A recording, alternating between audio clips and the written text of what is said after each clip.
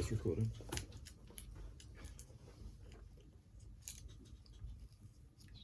Three, two, one.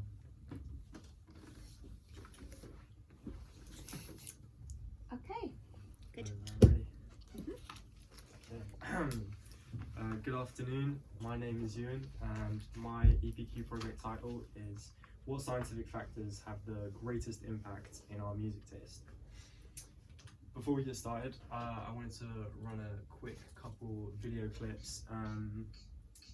You can hear one now.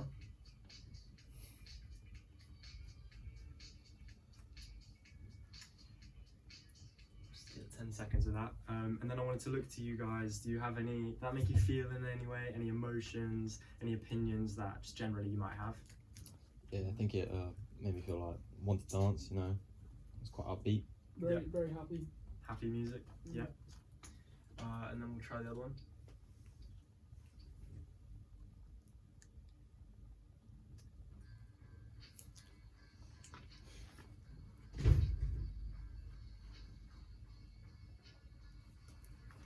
Ten seconds of that. So again, just how did that make you feel? Any emotions? Did you feel strongly towards it? Dislike? Enjoyment? How have you felt? Quite enjoyed it. It was slow paced. It's like inspirational sort of. It was good. Yeah, it's a Emotional. bit more sad. Bit more sad. Yeah, that's what I was. My opinions there as well. So I thought, I mean, those were quite indicative. They were quite leading, but I hope that kind of gives you a kind of a general idea about the approach I was taking for my project. It's kind of what music makes you feel, how we understand that and process it. So that's kind of the start there. So yeah, to put it really, really simply, the question that I sort of boiled it down to, the one that spoke to me the most was, why does person A, for example, really enjoy a song, whereas person B might hate that exact same song? To me, it was really interesting, like, is there a true definition of what good music is if person A can love it so much and then person B hates it? Is there really, truly a definition of what universally could be seen as good music? So I wanted to unearth the truth about that, kind of a better understanding of the biological and scientific reasonings for how we enjoy music, and then the environmental determinants that we see. So sort of taking a nature-nurture approach to my project. So choosing my topic focus, I wanted to find something I was really passionate about, something that interested me, but also I didn't have a lot of prior knowledge for. So my love for music definitely stood out as something that I thought would fit all of the criteria I had. As well as that, it ties into the fact that I wanted to study psychology at university. So understanding individual differences between people and the reasonings behind that was sort of an integral part of the skills I would need for higher education.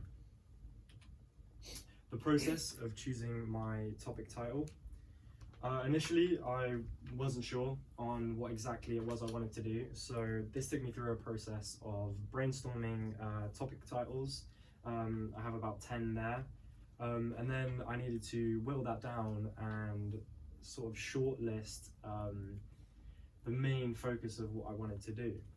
So this took me through, I looked at the topic checklist and I sort of cross-referenced that with the list of titles, and then color-coded that based on the compatibility for the requirements. And this left me with a more narrow scope of the titles I could choose. The red ones crossed off completely, whereas the green and the orange I sort of still would have in mind.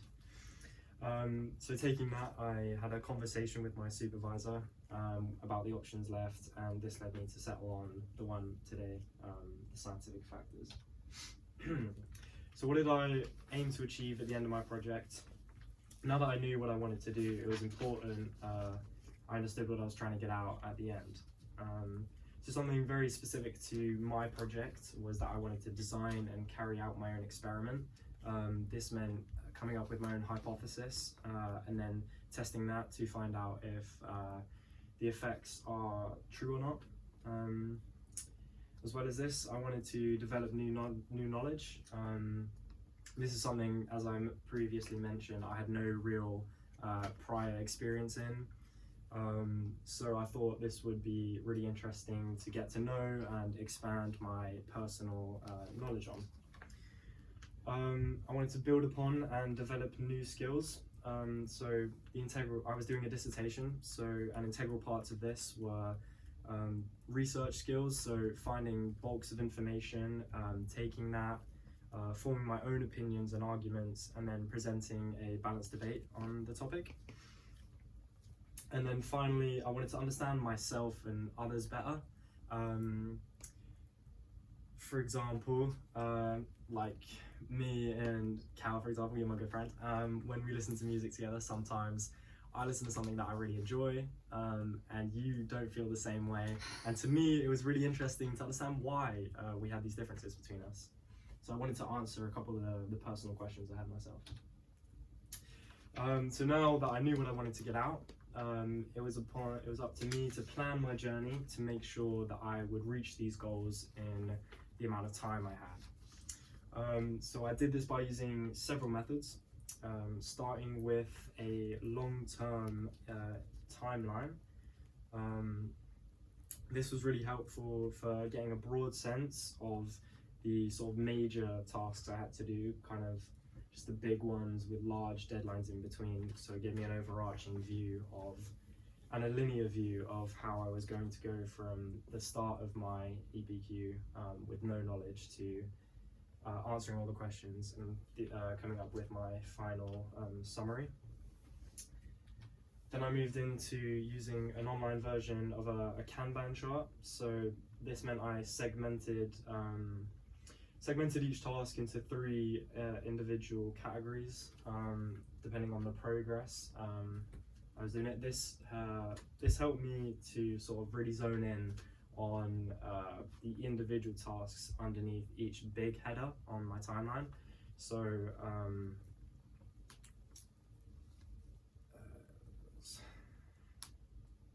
yeah, and I also ranked them from top to bottom based on the urgency, so I knew exactly what I needed to do and when. As well as this, the boxes on the side show how many days I had until the deadline for that task was up. So I made sure that I was keeping in line with that and making sure I wasn't going behind. Finally, I used the reminders on my phone to make sure that I get notifications when I got close to a deadline, and just really making sure I wasn't falling too far behind and keeping up with my work for EPQ.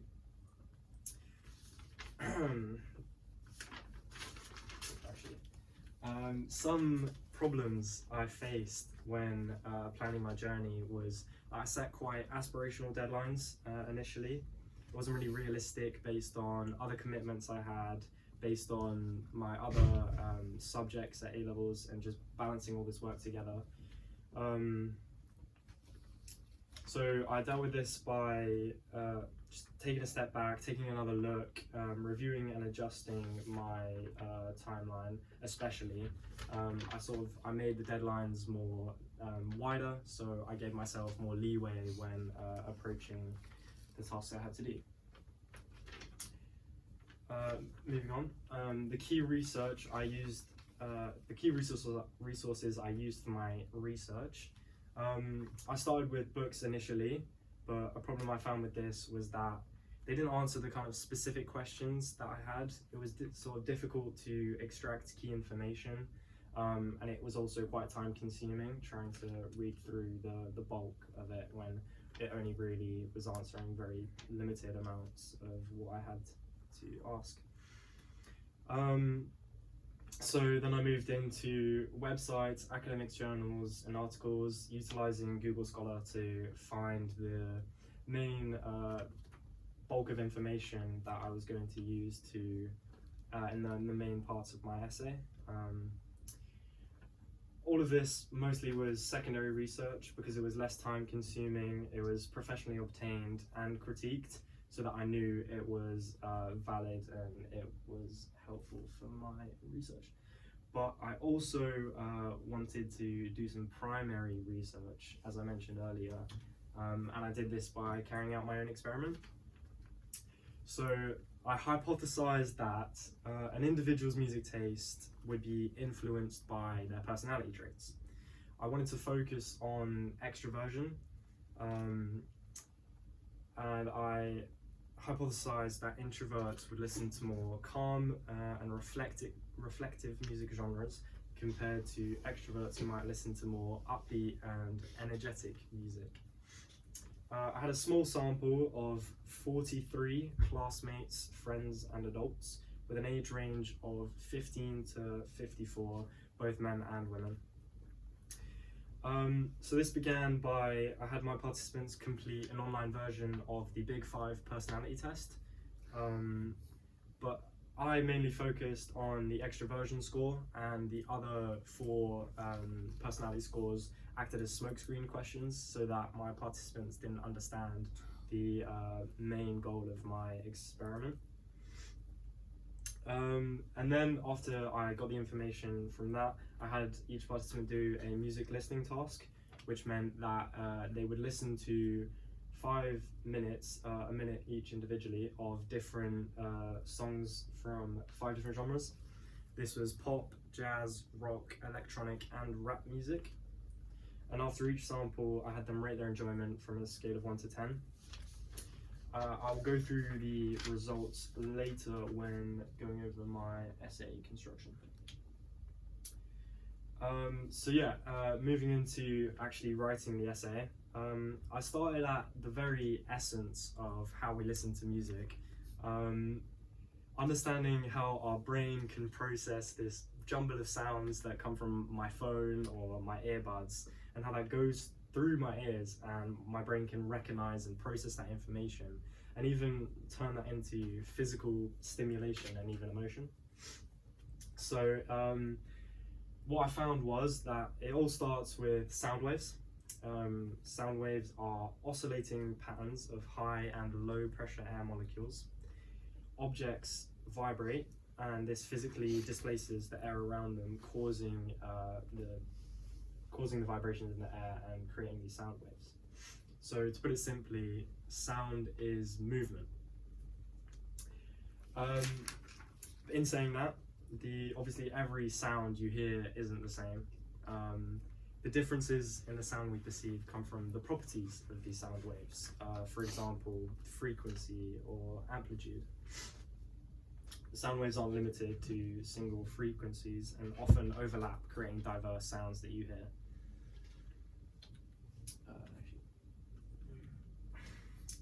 So how do we process sound? It starts entering the ear and strikes the eardrum. This is then carried through the ossicles to the cochlea, which is the purple part you see there. Vibrations in the fluid of the cochlea trigger hair cells that send electrical signals down to the auditory nerve, which is the sort of base of your brain, where you start to unconsciously process these sounds. So different properties of a sound wave will affect the hair cells in the cochlea differently, sending different electrical signals to the auditory nerve.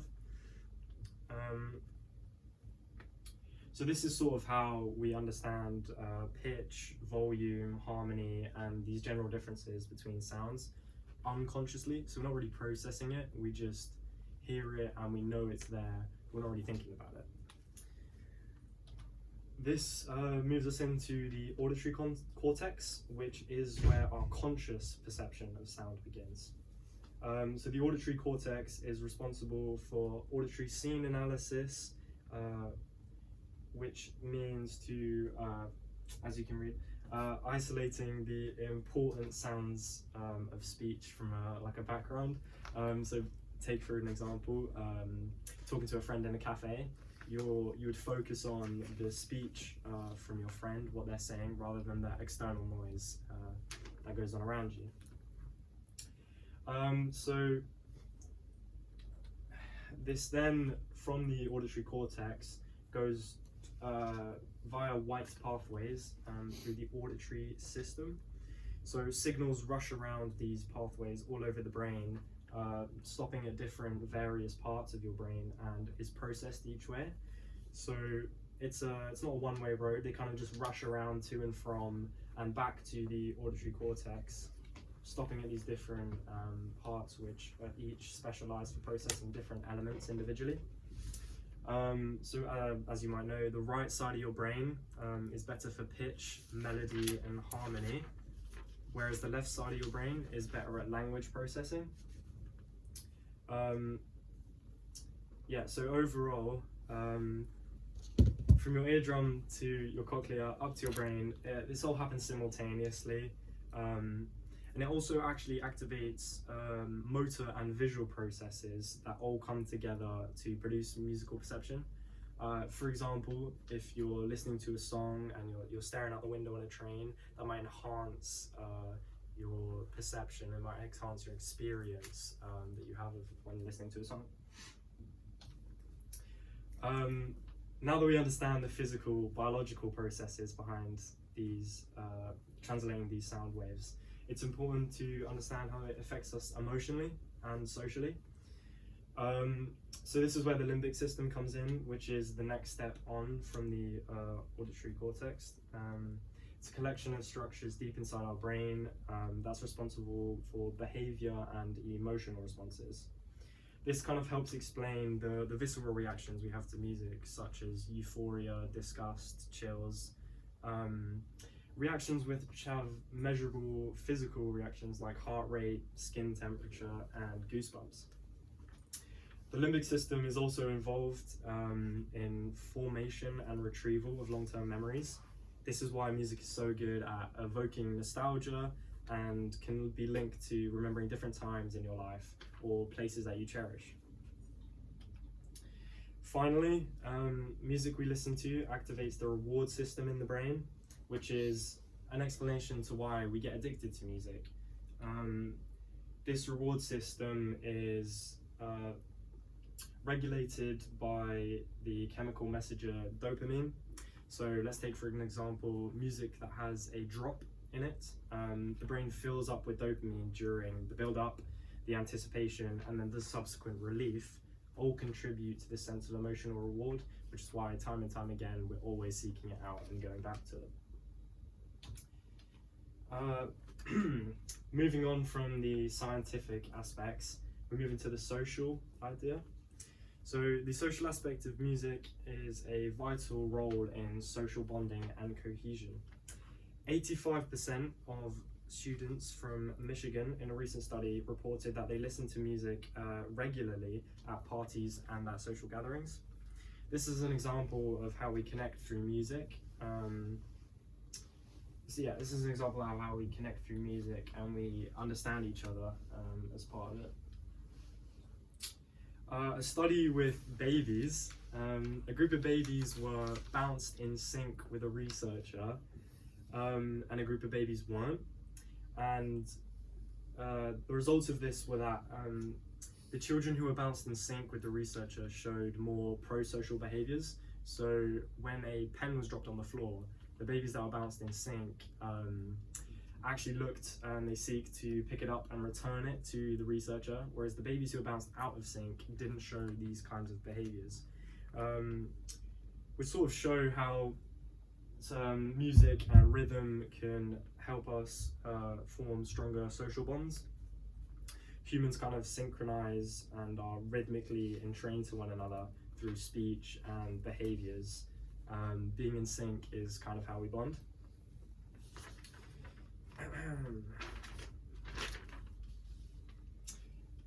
Moving on from that, part B of my essay, environmental factors. So sort of when I was doing my research, I sort of realized that environmental determinants are so vague and there's so many different kind of factors that could affect this, sort of like someone's personality. It's such a vast array of experiences and learnings that it would be really difficult to follow someone from birth to adulthood and to understand all the different kind of little interactions with music they had that shape their taste. But the main ones I focused on, starting with age and presence of a more knowledgeable other. So you can see through the graph, the bold line represents an older group of participants. those born around 1945, those who grew up around 1945. And then the dotted line represents the younger generation. So as you can see, the older generation reported to liking music more from around the time they were born and around the time they grew up, whereas the younger generation did the same but inversely for when they grew up, and when they were born. But as you can see, it's a little different for the younger line. Around 1965, even though they were born later and grew up later, they still show an appreciation where the lines overlap. So not only age, when you were born and when you grew up, affects how you appreciate the music at the time, it's also the presence of a more knowledgeable other, for example, your parents.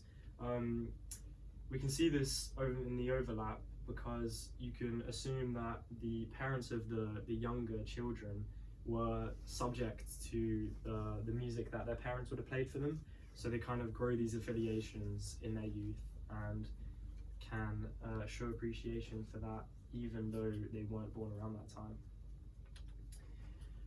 But in summary, it kind of all boils down to what's known as the exposure effect. People report liking a thing more when they are familiar with it.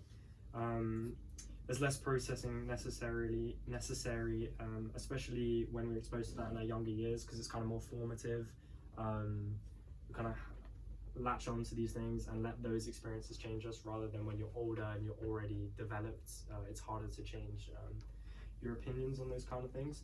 An example of this would be how when I was a young kid, my dad would play music from when he grew up around me, and now that I'm older, I can really appreciate the kind of music he plays.